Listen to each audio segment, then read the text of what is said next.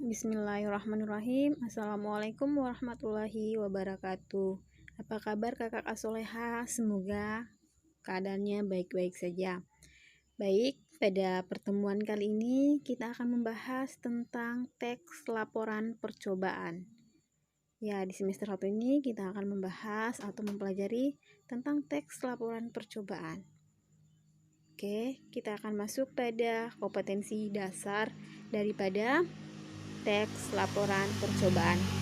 Yang pertama adalah 4.1 yaitu menyimpulkan tujuan, bahan, alat, langkah, dan hasil dalam percobaan.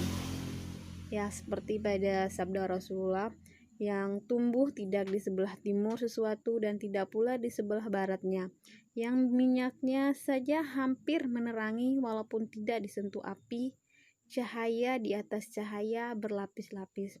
Surah An-Nur ayat 64. Oke kakak-kakak Soleha, kita masuk pada pembahasannya. Masih ingatkah kakak Soleha tentang teks laporan percobaan? Nah, apa sih teks laporan percobaan itu? Nah, teks laporan percobaan adalah teks yang berisi paparan data secara terperinci, hasil praktek pengamatan dan penelitian. Oke, sampai di sini paham? Kita lanjut. Pernahkah kamu melakukan percobaan? Nah, tentu kalian pernah melakukan percobaan. Contoh percobaan sederhana yaitu memercikan air ke angkasa pada saat hari yang cerah akan menghasilkan pelangi. Nah, setelah melakukan percobaan, kita harus membuat laporan percobaan.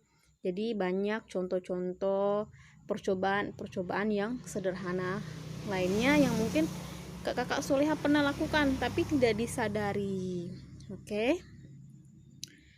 Kemudian kita akan masuk pada masalah langkah-langkah menyimpulkan informasi teks laporan percobaan.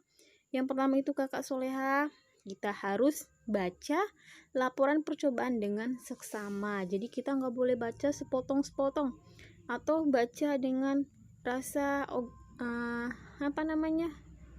acuh tak acuh seperti itu. Jadi kita harus membaca secara menyeluruh dan seksama.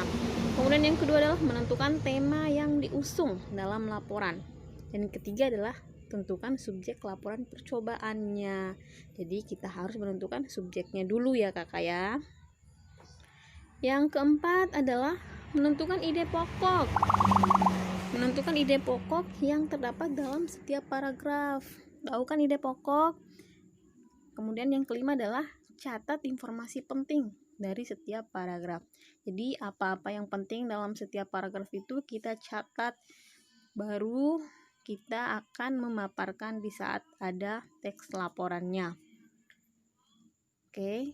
Kemudian yang keenam adalah rangkai ide pokok dan informasi penting tersebut menjadi sebuah teks singkat dengan memperhatikan pemilihan kosakata baku dan disusun menjadi kalimat efektif. Nah, menggunakan kata baku kakak ya, kata baku itu adalah kata yang formal.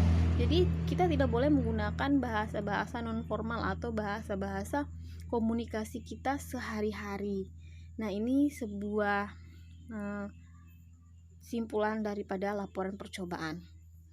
Ini adalah contoh dari sebuah teks laporan. Ada tujuannya, kemudian alat dan bahan, langkah-langkah membuatnya. Ini teks laporan percobaan telur asin kakak ya. Nah, terakhir kita mulai menyimpulkan teks laporan percobaan. Nah, simpulan adalah pendapat akhir dari suatu uraian berupa informasi, fakta, pendapat, alasan pendukung mengenai tanggapan tentang objek. Nah, setelah kita membuatkan teks laporan percobaan, kita juga membutuhkan fakta, pendapat orang lain, gunanya untuk memperbaiki teks laporan kita menjadi lebih sempurna lagi. Jadi jangan malu atau jangan merasa marah ketika dikritik.